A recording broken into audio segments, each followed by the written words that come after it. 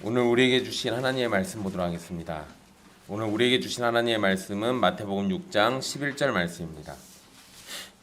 마태복음 6장 11절 말씀입니다. 귀하신 하나님의 말씀 받들어서 읽도록 하겠습니다. 오늘 우리에게 일용할 양식을 주시옵고. 아멘. 이 말씀은 살아계신 하나님의 말씀입니다.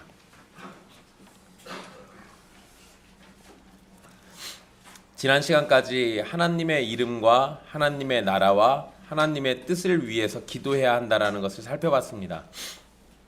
보통 이 세 가지 강구는 하나님을 위한 기도라고 말하지만 엄격히 말한다면 하나님을 위하면서 우리를 위한 기도라고 말씀드렸습니다. 그렇지만 이 중심에는 당연히 하나님께서 계시기 때문에 하나님에게 하나님을 위한 기도로 우리가 먼저 마음을 쏟아야 하는 겁니다. 이제 주기도문에 남은 강구가 세 가지가 있고 그 뒤에는 송영이 남아 있습니다. 이 남은 세 가지 강구는 보통 사람을 위한 간구, 사람을 위한 기도 제목으로 알려져 있습니다. 그러나 역시 이것들도 사람과 더불어 하나님을 위한 간구가 되기도 합니다. 그리고 앞에서 살핀 세 가지의 강구인 하나님의 이름과 하나님의 나라와 하나님의 뜻을 위한 기도는 앞으로 살필 기도와 계속해서 연결됩니다. 그러니까 주기도문은 따로 떨어진 기도 제목들을 나열하고 있는 것이 아니라 모두가 다 결코 떨어지지 않은, 다 유기적으로 연결되어 있는 기도의 제목들이라는 겁니다. 하나님을 위한 기도는 필연적으로 우리에게 큰 유익이 됩니다. 그리고 사람을 위한 기도는 필연적으로 하나님의 영광과 통치와 뜻 안에서만 구할 수 있습니다. 만약 사람을 위한 기도가 하나님의 영광과 통치와 뜻을 벗어난 내용이라면 그것들은 결코 응답되지 않을 겁니다. 이 점을 우리가 잘 기억해야 합니다. 우리가 필요한 대로 모든 것을 구할 수 있다라는 것이 아니라 하나님의 영광을 훼손하지 않고 하나님의 통치를 벗어나지 않으며 하나님의 뜻에 합당한 것을 구할 때, 그럴 때 우리는 하나님의 응답을 받을 수 있는 겁니다. 만약 이러한 것들을 무시하고 한다면 우리는 하나님보다 더 지혜롭고 더 대단한 사람처럼 우리 스스로를 여기는 것이 됩니다. 하나님의 뜻을 벗어난 것을 요구하면서 내놓으라고 윽박지르듯이 기도하는 것은 하나님의 백성으로서 기도하는 것이 아니라 하나님을 마치 자신의 수종처럼 부리면서 기도하는 것이 되는 거예요. 그러니까 우리의 기도는 언제나 하나님의 영광과 하나님의 나라와 하나님의 뜻을 벗어나지 않아야 합니다. 이 주기도문의 네 번째 강구, 이 오늘 말씀에서 우리는 여러 가지들을 생각해 볼 수 있는데요. 일단 먼저 첫 번째로 이 기도가 양식을 위해서 기도한다라는 겁니다. 이 생각보다 많은 사람들이 기독교가 영혼만을 중요하게 여긴다고 생각합니다. 그러나 성경의 가르침은 결코 사람의 영혼만을 중요하게 여기지 않습니다. 우리가 이 복음 전파를 한다라고 할 때 당연히 영혼 구원을 굉장히 중요하게 여기는 것은 마땅한 겁니다. 그런데 우리가 영혼만을 구원하는 일이 복음의 전부라고 생각한다면 큰 착각이에요. 복음 안에는 하나님께서 지으신 우리의 영혼의 구원도 있고 역시 하나님의 형상으로 지음받은 우리의 몸에 대해서도 기쁜 소식이 함께 담겨져 있는 겁니다. 이 내용들을 무시하면 우리는 영지주의처럼 어떤 영혼에만 너무 집착하게 되는 그러한 오류를 범하게 돼요. 이 사람의 몸은 하나님께서 만드셨습니다. 그리고 예수님께서도 병든 사람들을 고쳐주시면서 육신의 연약함을 해결해 주셨어요. 또한 성도의 부활은 영혼의 부활만을 말하지도 않고 최후의 날에 육신의 부활을 언급하고 있습니다. 그러니까 우리는 육신에 대해서도 중요하게 생각을 해야 한다는 거죠. 양식을 위해서 기도하는 것, 이것은 전혀 이상한 것이 결코 아닙니다. 그러니까 여러분들 먹고 사는 것을 위해서 기도하는 일에 열심을 내십시오. 그런데 여러분 여기 오늘 본문에서 이 일용할 양식이라고 할 때 이 양식이라는 단어는 기본적으로 빵을 의미합니다. 그런데 이 단어에는 우리의 모든 필요를 포함하는 이 상징적인 의미도 담겨져 있어요.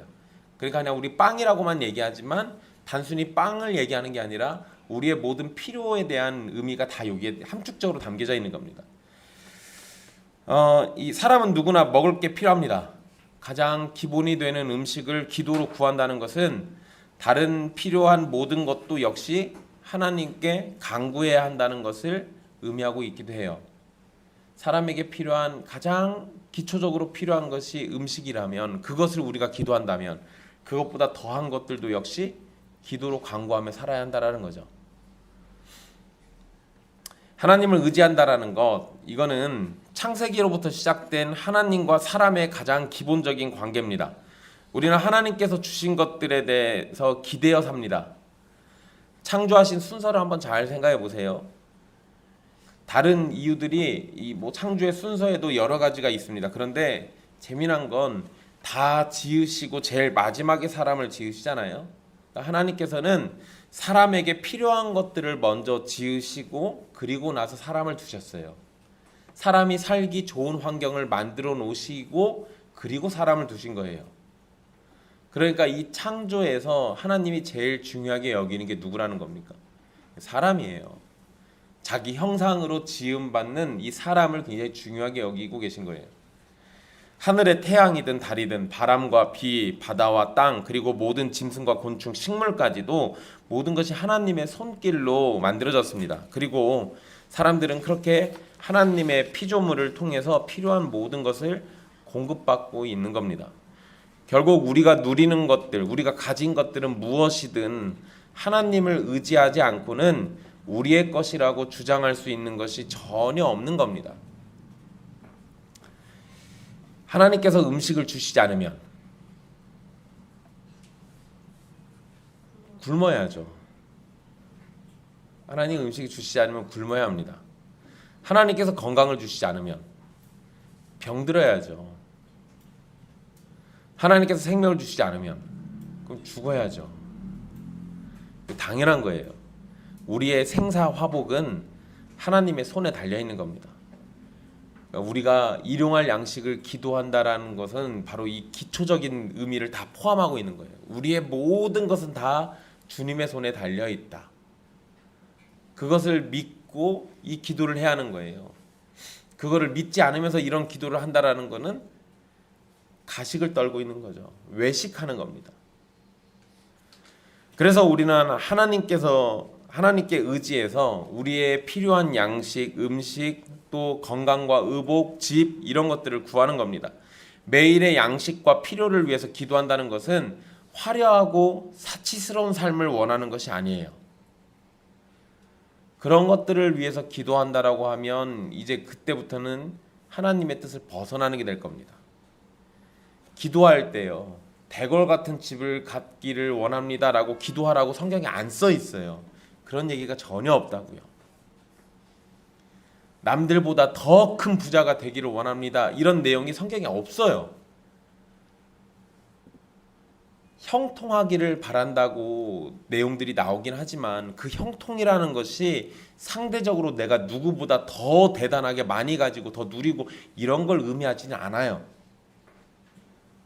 그러니까 성경의 가르침대로 하자면 화려하고 사치스러운 부자가 되기를 원하는 그런 기도를 할 수는 없는 겁니다. 우리에게 필요한 만큼의 양식이 우리에게 있으면 충분하다라는 것을 이 기도가 지금 알려주고 있는 거예요. 그래서 우리는 우리에게 필요한 양식을 구하고 그것 이상을 주실 때는 하나님의 영광과 선이 드러날 수 있도록 넘치게 주신 것을 선하게 사용해야 하는 겁니다. 우리의 모든 필요를 위해서 기도하고 의지해야 한다고 할 때 기도만 하고 가만히 앉아서 주실 것을 기다리고 있으라는 것은 또 아닙니다. 이것도 오해하시면 큰일 나요. 성경은 우리에게 양식을 위해서 일하라고 가르칩니다. 그러니까 일하는 것은 지극히 당연한 거예요. 일하는 것은 지극히 당연한 겁니다. 다른 필요한 것들을 위해서 일하고 준비해야 하는 것, 이런 건 당연한 거예요. 그러나 그러한 것들을 얻는 것이 내 능력이나 힘이 아니라 하나님께서 공급해 주셔야만 가능하다라는 것을 기억하면서 그러면서 일을 열심히 하는 거예요. 일을 열심히 하면서 동시에 하나님께서 공급해 주실 것을 기도하라는 거죠. 이것이 지금 이 성경의 가르침인 거예요. 여러분 창세기 2장에서 하나님이 사람을 에덴 동산에 두시고 명령하신 일이 있습니다. 뭐죠? 이렇게 얘기하면 보통 다 선악을 알게 하는 나무의 열매 먹지 말라는 얘기만 자꾸 기억을 하세요. 근데 그거 말씀하시기 전에 2장 15절에 이런 말씀하세요. 여호와 하나님이 그 사람을 이끌어 에덴 동산에 두어 그것을 경작하며 지키게 하시고라고 돼 있어요. 그러니까 먹지 말라는 명령보다 먼저 주신 게 뭐였냐면 에덴 동산을 경작해야 돼요. 그리고 지켜야 돼요. 여러분, 에덴 동산은 그냥 배짱이처럼 놀다가 아무거나 따먹고 주워 먹어도 되는 곳이 아니에요. 에덴 동산도 뭐 해야 하는 곳이에요? 일해야 돼요. 경작해야 한다고요. 놀고 먹고 땡인 곳이 에덴 동산이 아니라 열심히 피땀 흘려서 일한 만큼 보상받는 곳이 에덴 동산이에요. 그리고 거길 또 지켜야 합니다. 그러니까 우리한테는 이 명령이 먼저 있었어요. 일하라는 명령이 선악을 알게 하는 나무의 열매를 먹지 말라는 명령보다 먼저 있는 겁니다. 그러니까 모든 사람들은 뭐 해야 돼요? 일해야 돼요. 일 안 하고 노는 사람은 그렇죠, 먹지 말아야죠. 이건 당연한 하나님의 법칙이에요. 하나님께서 씨 맺는 모든 채소와 씨 가진 열매 맺는 모든 나무를 다 주셔서 먹을 거리가 되게 하셨어요. 그렇지만 동시에 이것을 경작하고 지키도록 하셨습니다. 그러니까 우리는 먹을 걸 위해서 일해야 하는 게 당연한 거예요. 데살로니가 후서 3장 10절에 이렇게 말씀합니다. 누구든지 일하기 싫어하거든 먹지도 말게 하라. 일하는 게 싫으면 어떻게 하라는 거예요? 아예 먹을 거 주지 말라는 얘기예요.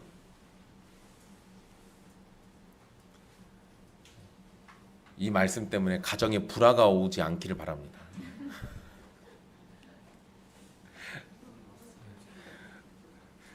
지금 앞에서 보고 있으면 지금 몇몇 가정에 불화가 왔어요. 여러분, 성경이 우리에게 게으름을 용인하지 않아요. 하나님이 은혜 주실 거야라는 이유로 게으르게 살아도 된다라는 것을 용인하지 않습니다. 그건 성경의 가르침이 애초에 아니에요. 예수님 믿으면 부자 될 거야 이런 식의 개념도 성경의 가르침을 우스꽝스럽게 만드는 거예요. 성경은 예수님 믿고도 어떻게 해야 돼요? 우리가 예수님 믿으면 마치 에덴 동산에 사는 것 같잖아요. 에덴 동산에 살면 어떻게 하는 거예요? 처음으로 다시 돌아가서 땅을 경작하고 지키면서 살아야 하는 거예요. 그래서 예수님 믿은 사람은 형통하게 뭐든지 다 잘 되는 게 아니라 열심히 피땀 흘려 노력하고 살아야 하는 거예요. 그렇게 하는 사람들에게 먹을 거를 주는 겁니다. 가만히 앉아서 기도만 하고 자신의 게으름을 합리화하는 것은 하나님 앞에 죄악이에요. 그러니까 먹을 게 필요하면 어떻게 해야 합니까? 먼저는 기도하고 그리고 일을 해야죠. 그게 우리에게 당연한 겁니다. 돈이 필요하면 어떻게 해요? 기도하고 일해야죠. 돈 벌어 나가야죠. 당연한 거라고요.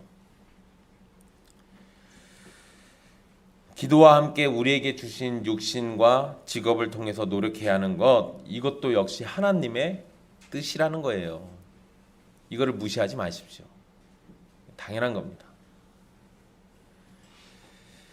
여러분, 사실 근데 일 안 하고 기도만 열심히 하는 사람들은 보통 목사들이 그러죠. 근데 목사는 약간 좀 그래요. 여러분들이 이해도 해주셔야 돼요. 목사는 공부만 해가지고 일할 줄 잘 모릅니다. 그리고 목사가 일하면 사람들이 손가락질해요. 그래서 일을 해도 몰래 해야 합니다. 근데 여러분, 제가 예전에 스코틀랜드 제2치리서 공부해 드릴 때, 그 가르쳐 드릴 때 거기에 그 내용 나와요. 목사가 임직 받으면 땅을 우리 기준으로 한 3,000평 정도 줬다고 제가 가르쳐 드렸습니다. 땅을 3,000평 줬던 이유는 그것을 임대해서 임대 수입을 벌라는 것도 있고, 그거를 경작해 가지고 거기에서 일해서 수입을 내라는 이유도 있었어요. 그러니까 목사가 마냥 공부만 하는 게 아니라 뭐도 해야 한다는 거예요. 일도 해도 된다는 개념이 있었어요, 원래는. 근데 이제 목사를 성직이라고 하면서 일을 하면 절대 안 되는 것처럼 우리가 그렇게 인식하다 보니까, 그러다 보니까 목사가 일하는 거를 무슨 이중직이라는 둥 뭐라는 둥 자꾸 이런 소리 하는 거예요. 그러니까 목사가 일하는 게 보기 싫으면 목사 생활비를 잔뜩 주시면 됩니다. 그럼 일 안 하고 열심히 성경만 보겠죠. 근데 그게 아니면 목사도 일할 수 있는 환경을 만들어주는 것이 사실은 적합한 거예요. 여러분들이 잘못하고 있어서 이런 얘기 드리는 게 아니라 여러분들의 인식이 혹시나 그럴까봐 미리 말씀드리는 겁니다. 우리는 일과 수고를 통해서 양식이란 걸 얻어요. 여러분들은 다 기본적으로 이렇게 합니다. 물론 학생들, 아이들이 일을 해가지고 양식을 얻진 않죠. 아이들은 어떻게 해요? 부모가 일한 걸로 먹고 살죠. 그죠? 근데 여러분, 아이들은 그때 그냥 우리 부모가 나한테 먹을 거 주는구나 이것만 생각할 것이 아니라, 아이들에게는 하나님 아버지가 내가 너희를 먹이는 것처럼 나중에 너희들을 먹이실 거야 라는 거를 가르쳐 주는 시기예요. 그러니까 부모는 자녀들을 양육할 때 아낌없이 주셔야 해요. 그 아낌없이라는 게 네가 원하는 거를 마음껏 다 주라는 얘기가 아니야. 세준아, 안 돼. 유튜브에 박제해놔야겠어. 너 딴짓 할 것 같아서. 자녀들에게 꼭 필요한 것이 있다면 당연히 아낌없이 제공해 주는 게 부모의 할 일입니다. 대신에 부모의 그런 모습을 통해서 자녀들은 하나님 아버지가 나를 이렇게 먹이신다라는 것을 또 동시에 배워야 돼요. 그 관계가 나중에 커서 잘 배워지면 자녀들이 컸을 때 자신들이 일을 할 때 내가 옛날과 다르게 수고를 하지만 여전히 하나님이 나를 먹이신다라는 믿음을 가지고 일을 하는 거예요. 그것이 믿음 안에서 일을 하고 직장을 갖는 겁니다. 어쨌든 여러분, 기본적으로 사람들은 일과 수고를 통해서 양식을 얻습니다. 그래서 일반적으로 생각을 해보면 우리의 양식은 내가 일해서 얻은 결과예요. 일반적이라면 그러죠. 직장을 다녀서 월급 타는 건 누가 수고한 거예요? 내가 수고한 거죠. 그러니까 기본적으로 사람들은 내가 일을 해서 양식을 얻는다라고 생각합니다. 그런데 그것이 바로 하나님이 은혜를 베풀어서 일용할 양식을 주시는 방식이에요. 만약에 하나님의 은혜가 없다면 우리가 아무리 수고하고 아무리 일해도 양식을 얻지 못할 겁니다. 농부가 땅을 경작하고 물을 주고 작물에 신경을 쏟는다고 해도 하나님이 바람과 햇빛과 비를 내려주시지 않으면 어떤 작물도 자랄 수 없습니다. 우리 조상들이 했던 말이 옛날 말입니다. 농사의 구할은 하늘에 달렸다. 우리 조상들이 하나님을 알지 못했어도 하나님의 기본적인 법칙은 알고 있었던 거예요. 사람의 노력이 분명히 필요합니다. 씨앗을 뿌리고 땅을 경작하고 잡초도 뽑아줘야 하고 분명히 사람의 수고가 있지만, 그러나 농사의 구할은 하늘에 달려있다는 얘기는 결국 하나님의 은혜가 훨씬 더 중요하다는 사실을 알고 있었던 거예요. 여러분들도 이런 마음을 꼭 가지십시오. 직장 생활을 하시는 분들이 대부분이겠죠. 우리는 농사를 짓는 시대가 아니기 때문에. 농사 짓는 분들은 당연히 농사 지으면서 하나님의 손길을 더 뼈저리게 느끼게 됩니다. 직장인들은 그런 것들을 잘 경험 못 하실 수도 있는데, 여러분들이 직장에 다니고 있는 그 모든 과정도 하나님의 은밀한 손길이 곳곳에 다 숨어져 있는 겁니다. 그러니까 우리는 직장에 다니면서 일용할 양식을 얻는 사람들조차도 하나님께 일용할 양식을 위해서 기도하는 것이 아주 중요한 거예요. 중요한 것은 우리가 필요한 모든 것의 공급자가 아니라는 사실을 기억하는 겁니다. 세상은 돈만 있으면 최고라는 식으로 생각을 합니다. 그러한 생각은 돈이 모든 필요한 것의 공급자라는 생각을 하는 것이기 때문에 그래요. 그러한 생각도 역시 잘못된 겁니다. 예수님께서 비유로 말씀하신 어리석은 부자의 이야기를 기억하셔야 돼요. 아무리 돈을 많이 모아도 하나님께서 오늘 그 사람의 생명을 끊어버린다면 모아놓은 돈이 아무런 소용이 없는 겁니다. 돈이나 내 힘이나 일자리가 공급자가 아니라 하나님께서 내 삶의 공급자라는 사실을 기억해야 하는 거예요. 이걸 잊어버리면, 그러면 일용할 양식을 하나님께 받을 자격이 없는 거예요. 두 번째로 우리의 양식이라고 기도하고 있습니다. 이 부분도 역시 여러분 잘 기억해 두셔야 돼요. 근데 여러분, 우리 성경에는 이게 약간 좀 다르게 돼 있어요. 일단 주님께서 가르쳐 주시는 기도는 우리라는 표현이 들어간 공동체적인 성격을 가지고 있다는 걸 기억을 하십시오. 그리고 우리 성경에는 생략돼 있는데 원문을 보면 일용할 우리의 양식이라고 되어 있습니다. 물론 이 앞에 보면 오늘 우리에게 일용할 양식을 주셨고 해서 여기 우리에게라는 표현이 있으니까 그래서 아마 뒤에 우리의라는 말을 생략했을 가능성도 있긴 한데요.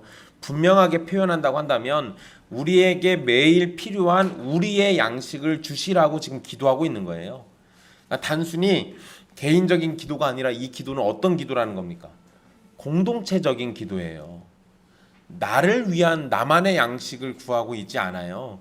우리에게 우리를 위한 양식을 달라고 기도하고 있는 거예요.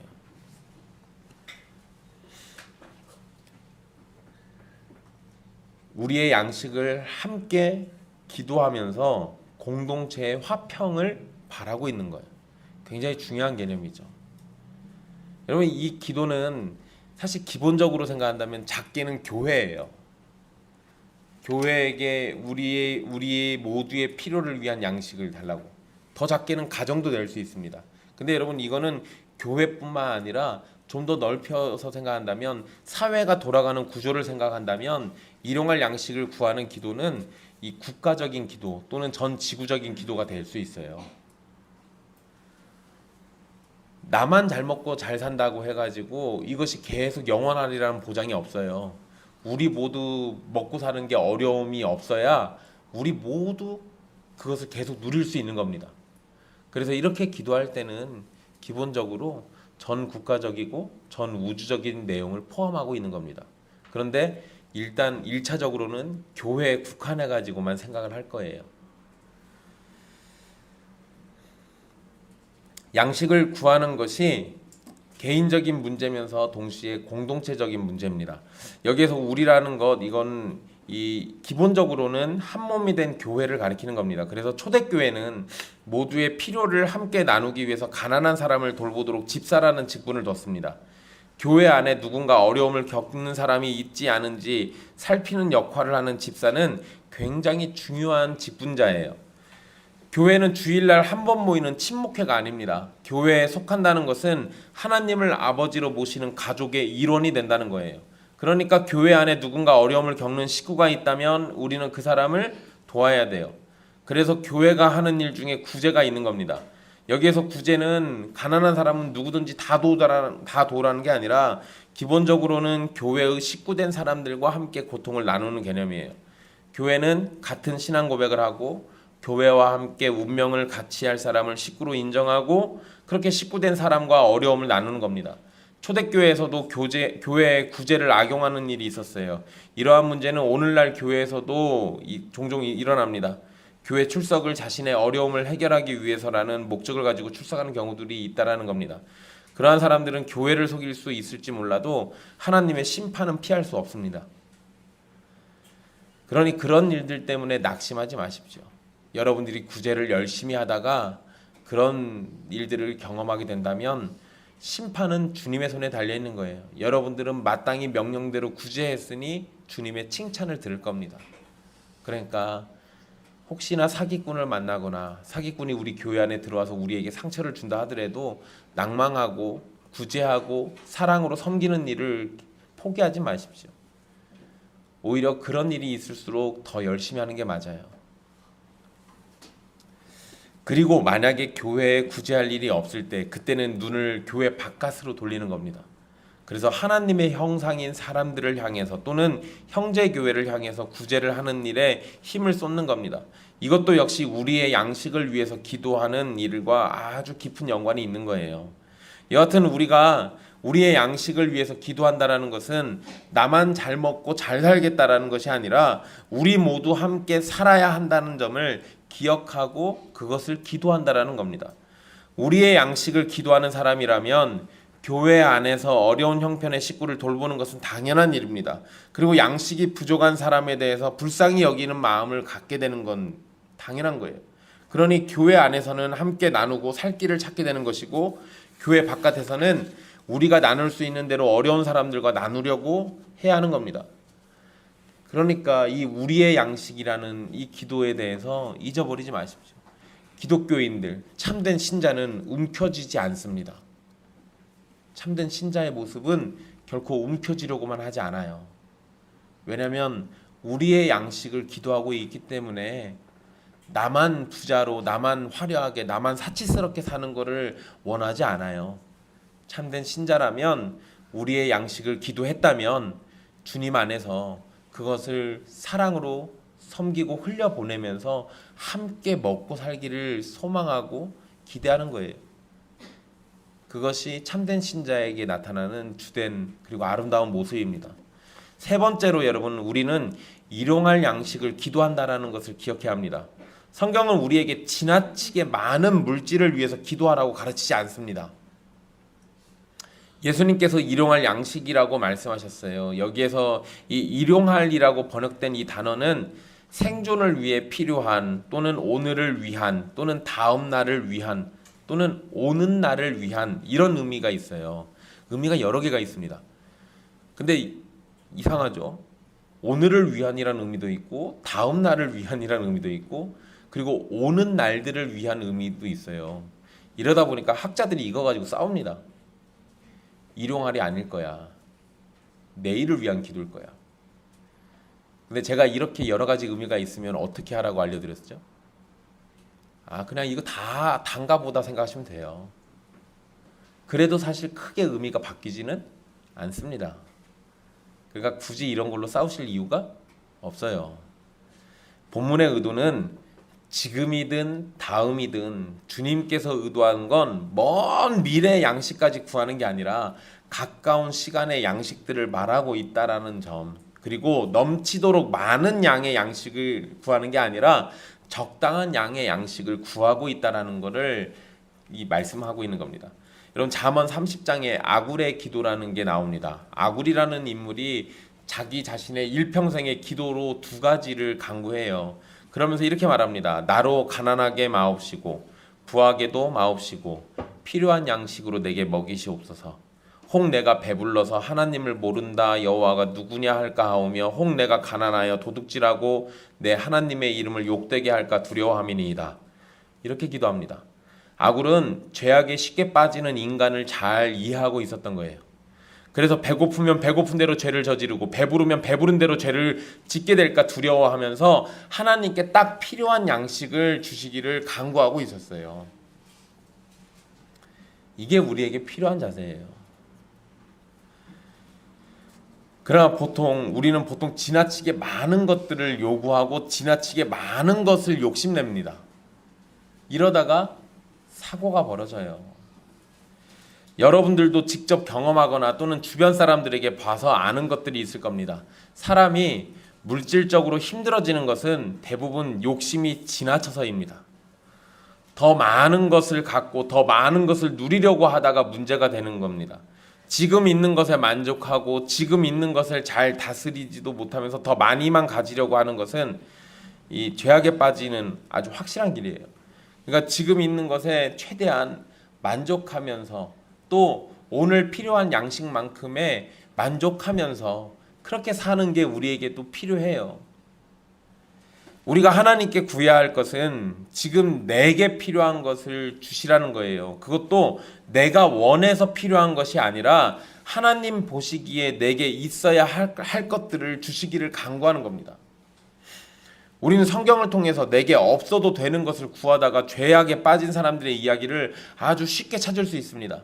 하와가 선악을 알게 하는 나무의 열매를 먹은 것도 하와에게 필요 없는 것을 손댔다가 일이 터진 거예요. 아간이라는 사람이 있습니다. 이스라엘 백성들이 여리고성을 점령할 때 그때 거기에서 어떤 것도 탈취물로 삼지 말라고 했는데 이 아간이라는 사람이 여리고성을 점령할 때 여러 가지 물건들을 탈취하고 숨겼어요. 그랬다가 하나님께 징계받습니다. 다윗이 밧세바와 간통을 저지른 것도 갖지 말아야 할 걸 탐했다가 벌어진 일이죠. 또 엘리사의 종이었던 게하시라는 사람이 나만 장군에게 거짓말로 얻어냈던 재물들이 있습니다. 그것 때문에 이 게하시는 나병에 걸려요. 결국 이러한 모든 것들은 결국 자신을 죽이거나 병들게 하거나 하나님께 징계받는 결과를 가져왔습니다. 내가 원하는 것이 내게 꼭 필요한 것이 아닐 수도 있다는 사실을 받아들이셔야 돼요. 내가 원하는 게 꼭 나에게 있어야만 한다는 것이 아니라는 거예요. 내가 간절히 원하지만 내게 필요하지 않은 것도 있을 수 있다고요. 그런데 사람들은 보통 어떻게 합니까? 내가 간절히 원하면 거기에 눈이 멀어서 다른 소리가 안 들려요. 그걸 어떻게든 가지려고만 하지. 근데 그러다가 범죄한다고요. 내게 꼭 있어야 할 것은 하나님께서 주십니다. 이게 우리의 믿음의 고백이에요. 내가 게으르지 않게 허락하신 일에 충실하고 하나님께 간구하고 있다면 내게 있어야 할 것은 분명 내게 주시는 겁니다. 그러나 내게 필요가 없는 것은 하나님께서 안 주시는 것이 마땅한 거예요. 그러니까 내가 기도했는데 안 주신다고 짜증낼 게 아니라 이게 내게 안 필요한 걸 수도 있겠구나. 또는 지금은 내 것이 아닌가 보구나 생각하시면 돼요. 하나님의 때가 되면 주실 수도 있고요. 아니면 다른 것을 주실 수도 있고요. 아니면 내 마음을 바꿔서 그걸 포기하게 하실 수도 있어요. 그거에 너무 집착하지 말라는 겁니다. 집착할 때 우리가 범죄해요. 집착할 때. 아브라함이 이삭을 모리아산에서 하나님께 바치려고 할 때 하나님께서 이삭을 대신해서 하나님께 바칠 양을 준비하셨듯이 언제나 하나님께서는 우리에게 필요한 것들을 주시는 겁니다. 그렇기 때문에 우리는 일용할 양식을 구하는 것이 마땅하고 또한 일용할 양식으로 만족해야 하는 거예요. 하나님이 주신 것들에 만족하지 않을 때 사람은 반드시 죄악에 빠진다는 사실을 기억하십시오. 근데 제가 이렇게만 얘기하면 이제 근심 걱정에 빠지는 사람들이 있습니다. 또 제가 여기서 설교를 끝내버리면 보험하시는 분들은 굉장히 힘들어져요. 이거 성경의 가르침 오해하시면 안 됩니다. 일용할 양식을 구하고 그런 것들에 만족하라고 해서 저축이나 보험이나 연금을 하지 말라는 건 아닙니다. 이 부분에 대해서요. 소천하셨는데 미국의 유명한 목사예요. 제임스 보이스라는 목사님이 이렇게 표현하셨어요. 우리 사회에서는 아버지가 자녀들의 교육을 위해서 자기 자신의 은퇴 후를 위해서 그리고 노년을 위해서 저축하는 일을 신자들이 일용할 양식만을 생각하면서 살아야 한다는 이유로 게을리하는 것은 잘못된 일이 될 것입니다. 우리 사회에서는 미래를 위해서 떼어놓는 돈도 일용할 양식의 한 부분에 들어갑니다.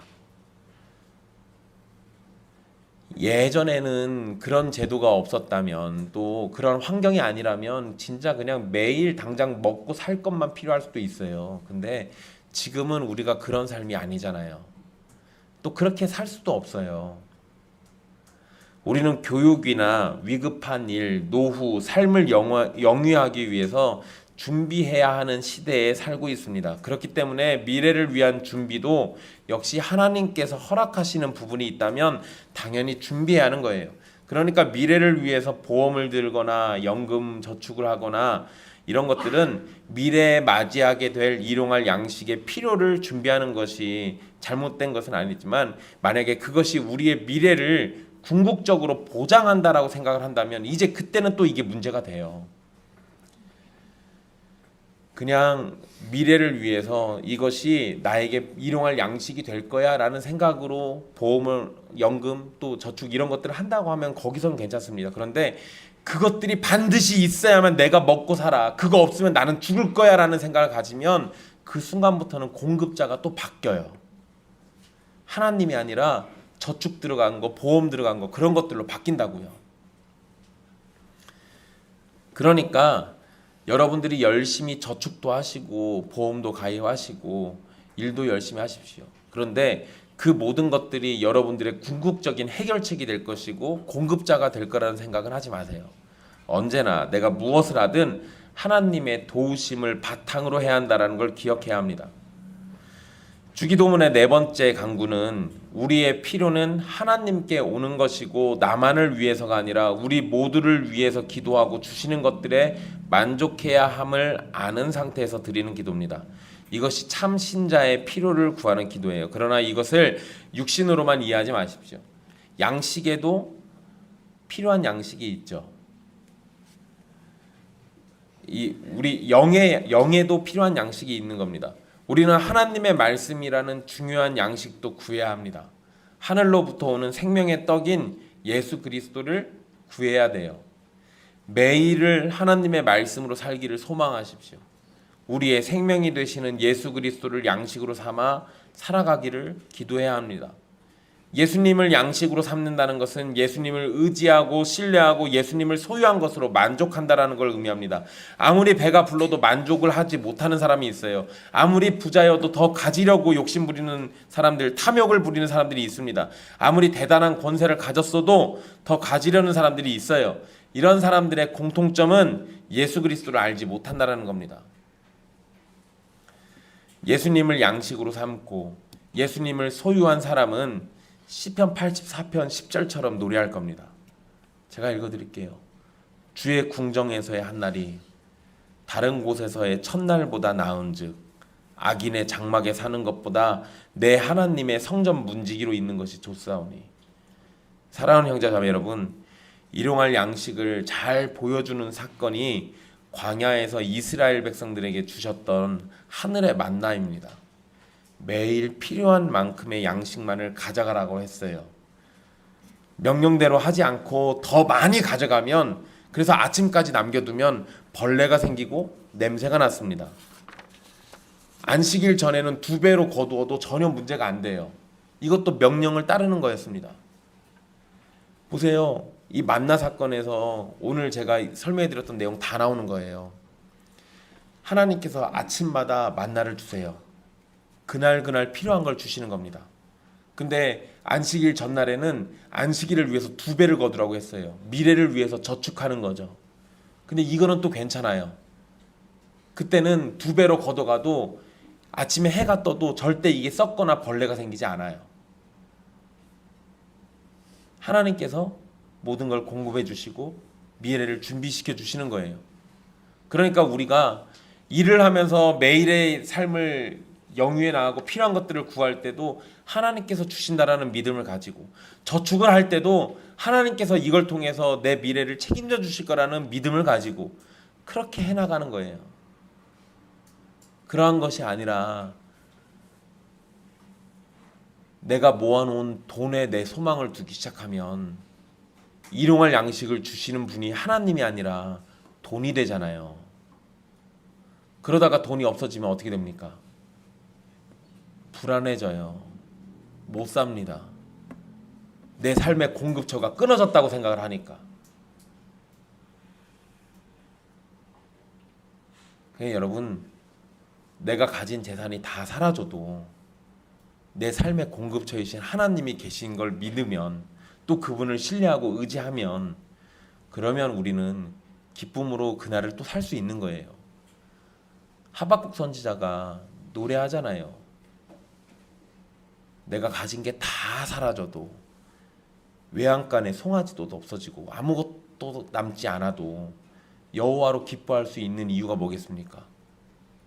삶의 공급자가 여호와 하나님이신 걸 아니까 그게 가능했던 거예요.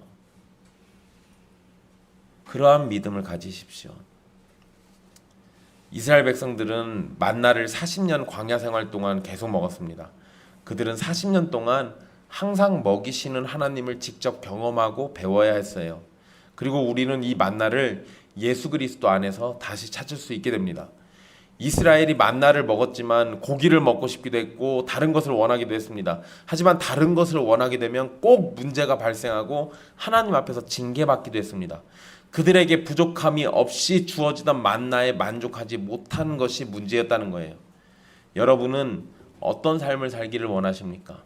이스라엘처럼 분명 매일 먹여주시는 하나님이 계심에도 더 많은 것을 요구하다가 벌을 받기를 원하십니까? 아니면 내가 원하는 것이 아니더라도 주시는 것에 만족하면서 감사함으로 하나님 앞에 서시겠습니까? 제가 더 바라기는 여러분이 원하는 것이 곧 하나님이 주시는 것이 되기를 바랍니다. 여러분의 탐욕과 욕심은 그리스도의 십자가에서 죽고 작은 빵 한 조각이라도 하나님의 은혜를 감사하며 진정으로 만족하며 살아가는 여러분이 되기를 바란다는 거예요. 더 많은 것을 주시게 된다면 그것을 통해서 하나님의 선을 드러내는 여러분이 되기를 또한 바랍니다. 부족할 때는 부족한 가운데 만족하고 넘칠 때는 넘치는 것으로 선을 행하며 날마다 일용할 양식을 구하고 기도하며 살게 되기를 바라겠습니다. 그리고 무엇보다 우리의 생명의 양식이 되시는 예수 그리스도를 날마다 구하십시오. 이 예수 그리스도 우리의 생명의 양식을 여러분의 가족과 이웃에게도 전해주시고 생명의 양식이 예수 그리스도 안에 있음을 여러분의 삶에서 친히 보여주십시오. 예수 그리스도로 눈뜨고 예수 그리스도로 하루를 살고 예수 그리스도로 하루를 마감하면서 예수 그리스도 안에서 내가 모든 것을 다 가지고 모든 것을 다 내려놓았고 모든 것을 다 누리고 모든 것을 통해서 하나님을 기뻐한다라는 믿음의 고백을 하십시오. 그것이 일용할 양식을 주시는 하나님의 가장 궁극적인 복이 될 겁니다. 기도하겠습니다.